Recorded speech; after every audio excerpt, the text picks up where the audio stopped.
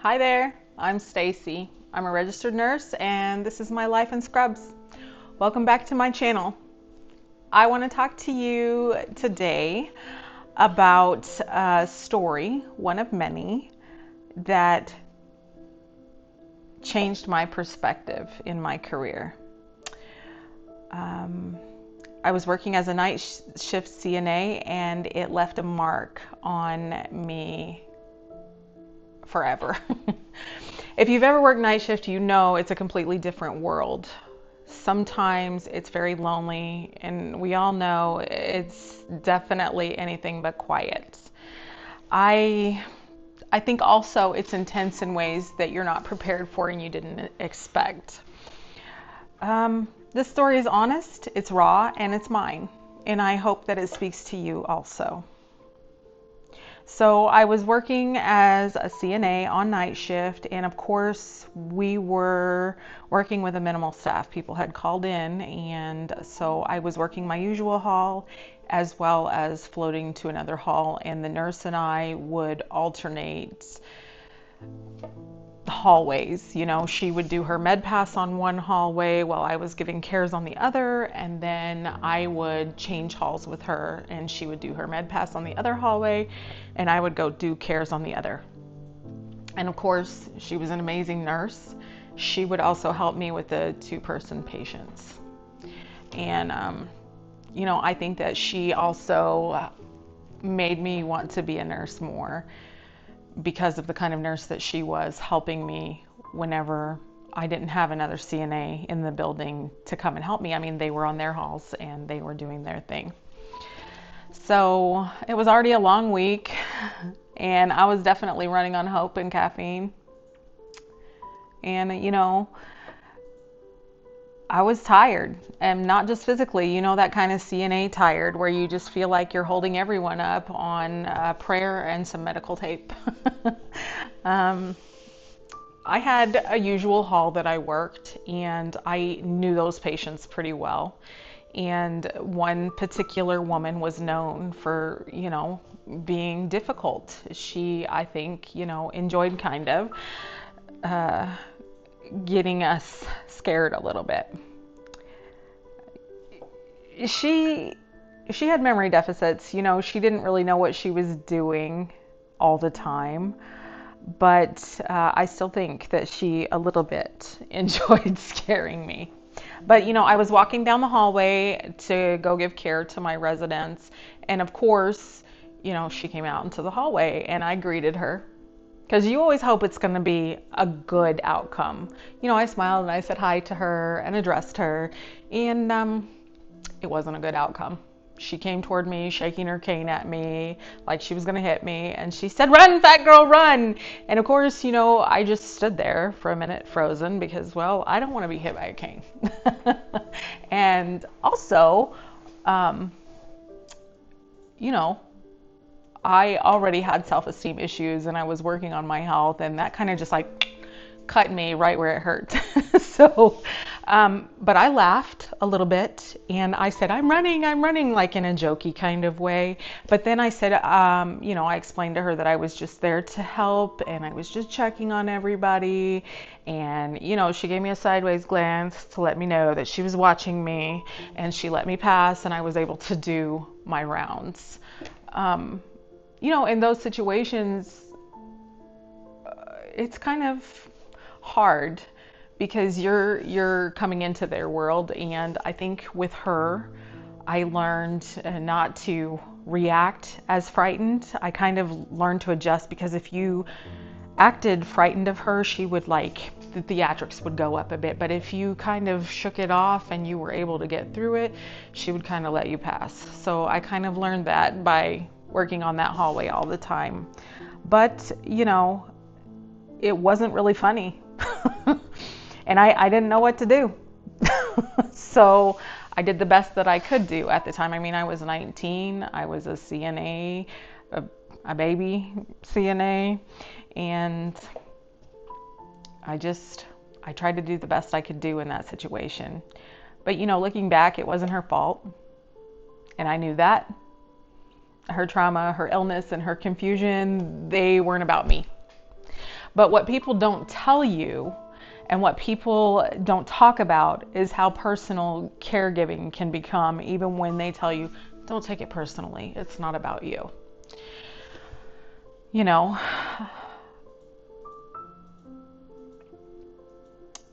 but I think we do learn over time how to cope with those things and not to take it personally. And then, later that night, when I floated to the other hall, I was taking care of a gentleman who primarily spoke Polish and very limited English. I had taken care of him before, and the usual CNA who did speak Polish had called in for the night. So I felt confident that I could give him care because I had helped the other CNA provide care, so I thought maybe my face would be familiar and maybe the words that I had learned and the gestures that I used would allow him to trust me.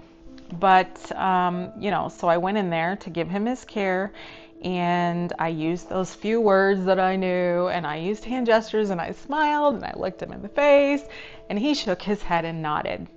And by him doing that, I took that to mean that he indeed understood that I was going to change his soiled linens and his clothes. I got the nod and the smile, and I assumed that he was ready to go. We were good to proceed. So I started taking the covers off and went to take his pants, of course, and he punched me right in the face. And, I stepped back stunned.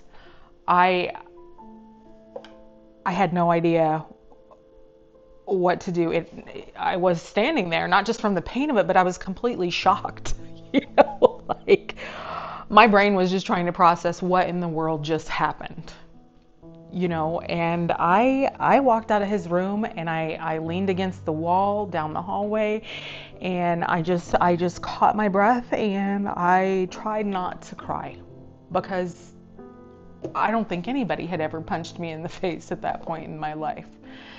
But he wasn't trying to be violent. I realize that now. Like he was not trying to hurt me on purpose. He was confused and he was scared probably, and he didn't understand why I was taking his covers off and trying to take his clothes off in the middle of the night, nonetheless, I thought he understood me. I thought we had a good communication going, but it was clear that he didn't. I missed something in that interaction, and that was really hard for me to accept. And when you're a teenager and you're just starting out in healthcare, you're still dealing with your own emotions and learning how to be a grown-up. So I had to do a lot of growing up when I first became a CNA, and a lot of learning. I went to the break room that night. I was alone in the break room, and I just sat there in silence. I was so close to tears, and my face was red from where he hit me. And I thought to myself, what am I doing here? Why in the world am I here? What did I sign up for here? And I just sat and contemplated it for a while. I didn't know if I wanted to continue on in healthcare. But then I asked myself, maybe what could I have done differently? I was old enough to reason that I had been incorrect in the situation and ask myself, what is it that I did wrong and how could I have changed this situation? I think that came from my mother teaching me about consequences my whole life. If you do something, there will be a reaction and a consequence. Anyway, I wanted to understand people better after that, and I wanted to learn how to communicate better, and I wanted to learn how to give my patients and my residents the best care that I could possibly give. And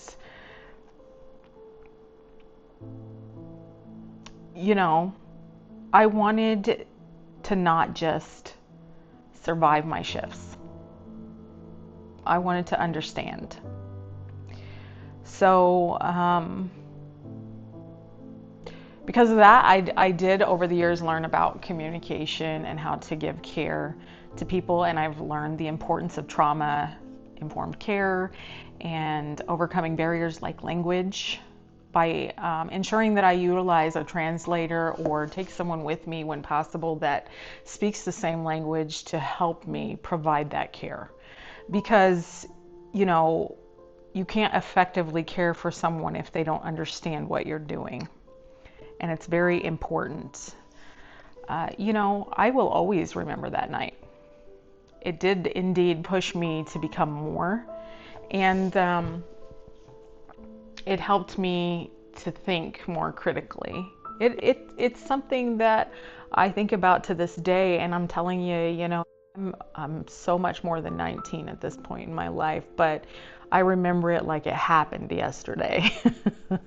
That experience, I think, you know, the woman shaking her cane at me, it's more like something funny to me now, because I've dealt with a lot of people who have dementia and senile degeneration of the brain, Alzheimer's, and, you know, disease processes that do affect short-term memory.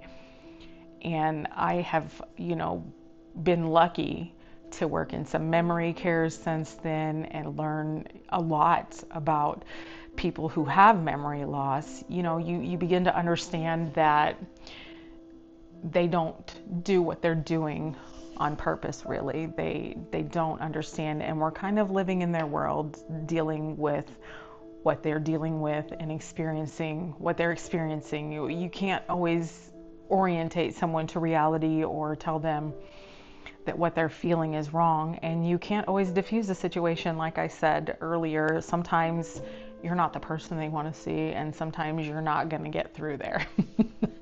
And I've taken care of a lot of people that don't speak English, and that is very challenging, because not only does the patient feel unheard and unseen, the caregiver of the patient kind of feels like they're not utilizing their tools to the best of their ability, and it's true.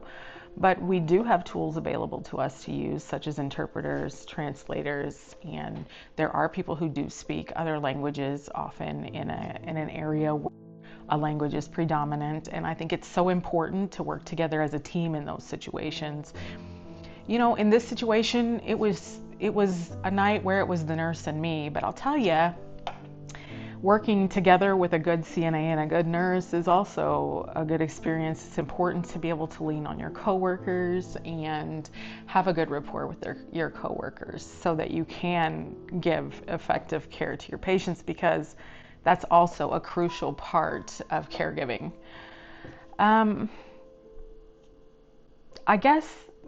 I hope my story can help others to want to become more. And if it can help one CNA avoid feeling alone in the hallway, or help one patient feel heard, then it was all worth it. Have you ever had a shift that shook you or shaped you? If you did, I'd love to hear about it in the comments. Let's build a community where hard nights don't stay silent. And if this resonated, please consider liking, commenting, subscribing if you like. And I've got more stories from where that came from, and you know, more insights and absolutely more laughs, because we all need those. So I wanted to thank you for watching, and I hope to see you soon.